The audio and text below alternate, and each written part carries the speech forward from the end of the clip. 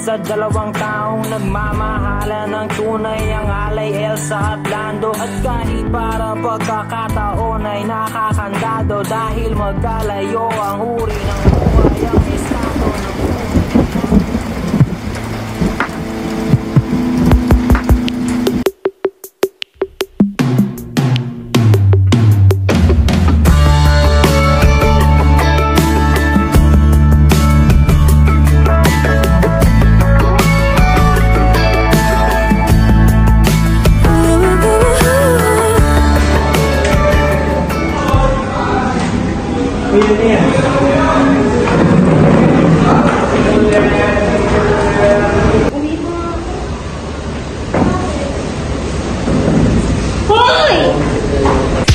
unang araw pa lang minahanda kita.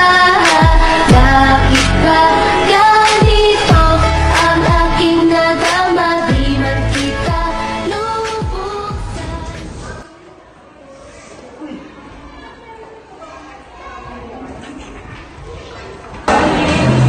Oh, may naman sila. Kaya pala natin mo inaasan, ha? Mabawi ako sa'yo.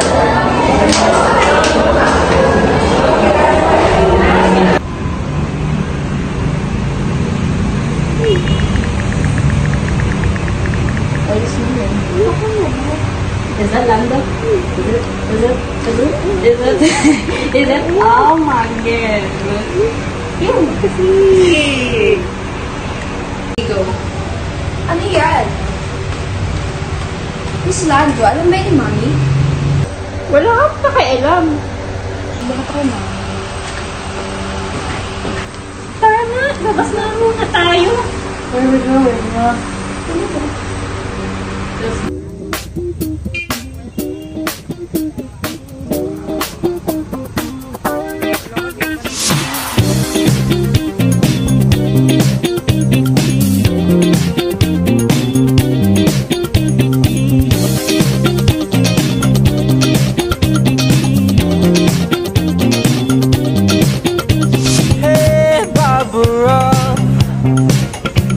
Maybe I can get you someone, my Sylvia. How can I say that you were mine? Hey, Beverly.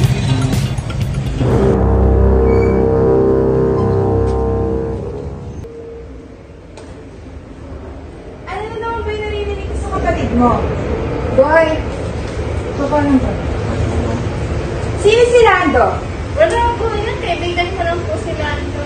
Ano ba naman yan? Kung kani-kanino ka sumasama, hindi mo ba alam na masama siya? Mabait po siyang tao. Paano mo nasabi? Ano ba yan? Dumadagdag ka naman sa migraine ko. Nasaan ang kapatid mo? Nasaan ang amo mo? Boy, pakiabot ka na pumaypay ko. Yes po, Ma. Opo. Ang init naman dito. Asan ba ang aircon natin? Oran, andito ka na pala. Aalis na ako, may meeting pa ako. Ikaw na bahala sa mga bata, ha?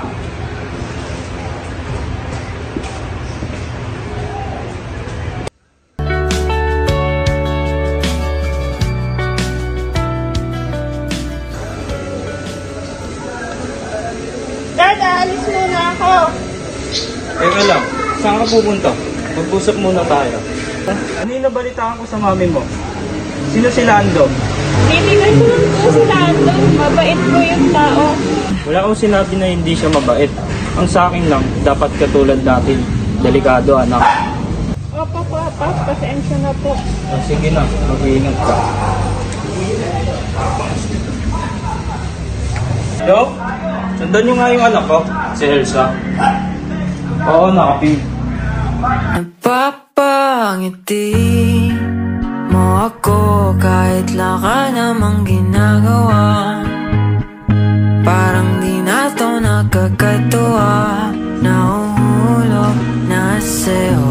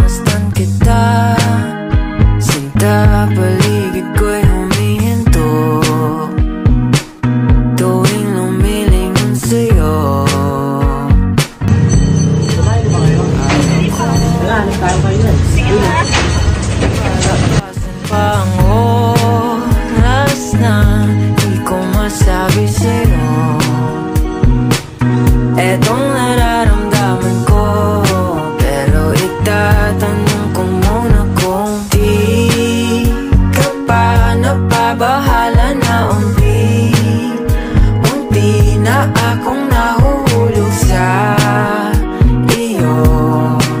Baka di gusto pero napapangiti mo ako kahit laka namang ginagawa.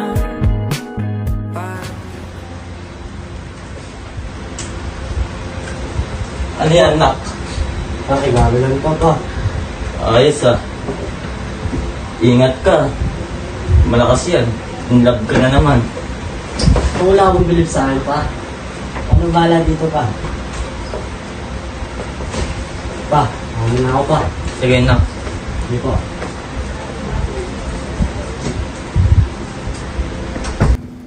Huwag kang mabahala, may nagbabantay sa dilim, nag-aabang sa sulok at may hawak na patalim. Elsa! Di ka hayaan na muli pang masaktan.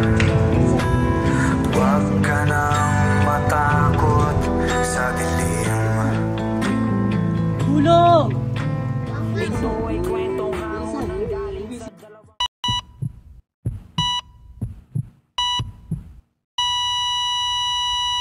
Ate Elsa, wake up!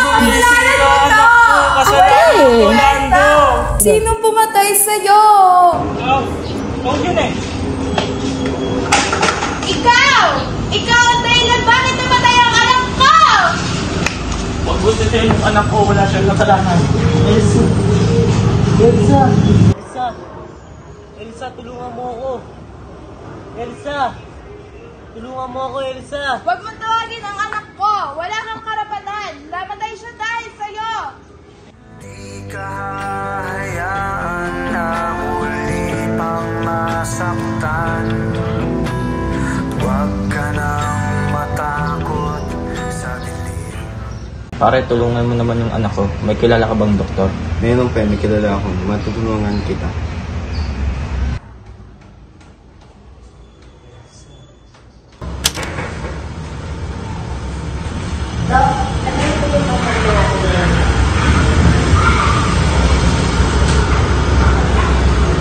Sige po, pasukin.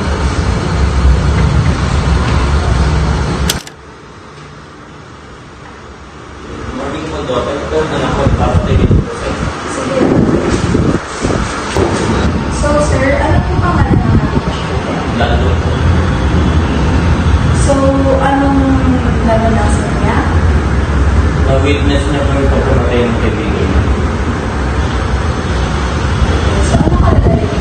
Hindi po siya makausap ng maayos.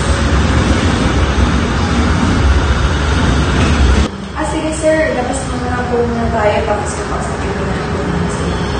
Sige po, Dok.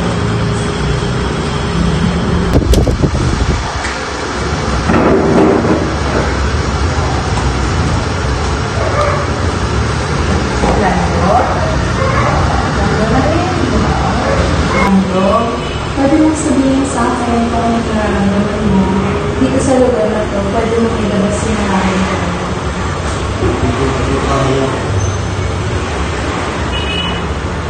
Huwag kang mabahala, may nagbabantay sa dilim, nag-aabang sa sulok at may hawak na patalim.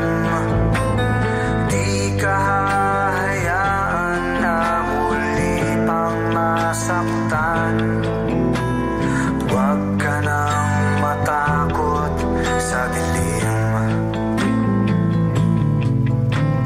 Ito ay kwentong hangon ng galing sa dalawang taong nagmamahala ng tunay, ang alay Elsa at Lando. At kahit para pagkakataon ay nakakandado, dahil magkalayo ang uri ng buhay, ang estado ng buhay ni Lando ay di nalalayo sa marami. Sinunog ng araw ang kulay ng balat at marami ng galo ng pawis ang kanyang naidilig sa lupa, upang ang gutom ay di na masuklian pa ng luha, habang ang babaeng kanyang minamahal ay sagana.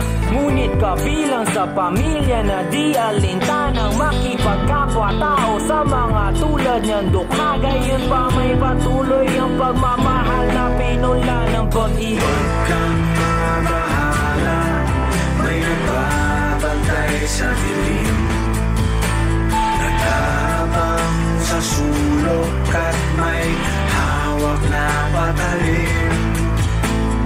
Di ka hahayaan na uli pang masaktan.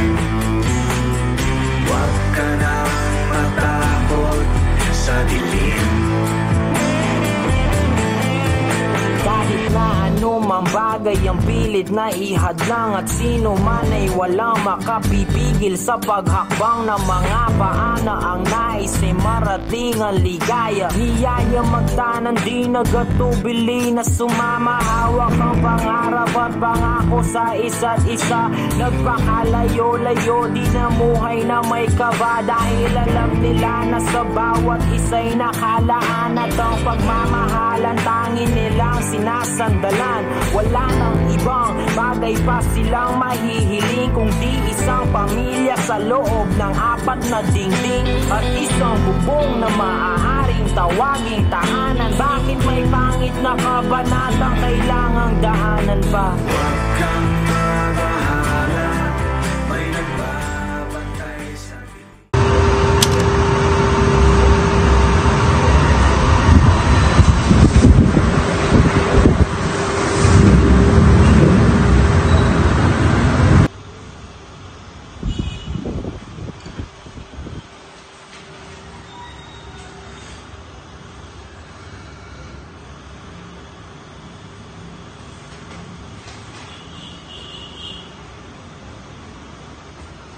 So, Lando, try to calm your mind. Breathe in, breathe out. Alalahanin mo si Elsa sa mga masasayang alaala niyo rather dun sa mga hindi kaaya-aya niyo. Ang ikali ng panahon na binigay sa amin, pag-ibig na para lang isang halik sa... So, Lando, I will be referring you to Dr. Samantha. She will be giving your medications for your maintenance. Make sure to follow her instructions, okay? So, dito Lando, pwede kong maghinga dito, pwede kong isulat kung ano yung mga nararamdaman mo, kung ano yung nangyari sa araw mo, paano mo ngayon, pag wala na si Elsa, yung wala na si Elsa, paano mo ilagay dyan para matulungan kang ma-assess or maintindihan yung nararamdaman mo.